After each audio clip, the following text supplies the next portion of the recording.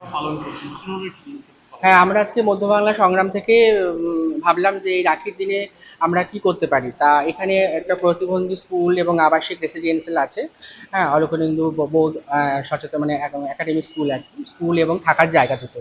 তা সেখানে আমরা আজকে এসেছিলাম, মোটামুটি 45 জন বাচ্চা ছিলেন এবং বাচ্চা বড় সবই ছিলেন। তাদেরকে আজকে রাখি পরিয়েছে, আজকে রাখি পরিয়ে ক্যাডবেরি একটু মিষ্টি টিষ্টি খাইয়েছে। খুব ভালো লাগলো যে এই জিনিসটা ভেবে যে কোথাও একটা ওদের প্রতিবন্ধকতা চোখে দেখা যায়, কিন্তু আমাদের যে প্রতিবন্ধকতাটা, আমরা যারা তৃতীয় লিঙ্গের মানুষ, সেটা হয়তো চোখে দেখা যায় না। কিন্তু তা সত্ত্বেও আমাদের কোথায় মানে একই একই আত্মায় মানে সুতোটা যেন কোথায় যেন একই তারে বাঁধা। হ্যাঁ, সেই জন্যই মনে হলো যে ওরাও সেই জায়গা থেকে একাকিত্ব এবং আমরাও একাকিত্ব। ওরাও ওদের অবস্থাও খারাপ, ওরা ওদের মনের যে অভিব্যক্তি এবং মনের কষ্ট হয়তো বলতেও পারে না, আমরা তাও বলতে পারি।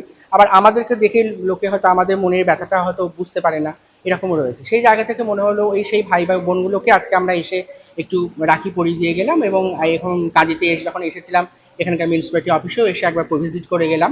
আগামী দিনে যদি আমাদের ট্রান্সজেন্ডার উন্নয়নের জন্য যদি হেলথ সেক্টর এবং কর্মক্ষেত্রে যদি কিছু সুবিধা আমরা বা কোনো কিছু কর্মক্ষেত্রে যদি কোনো সুযোগ থাকে, সেগুলো যদি আমরা মানে পাইয়ে দিতে পারি, সেটা খুব ভালো হয় আর কি।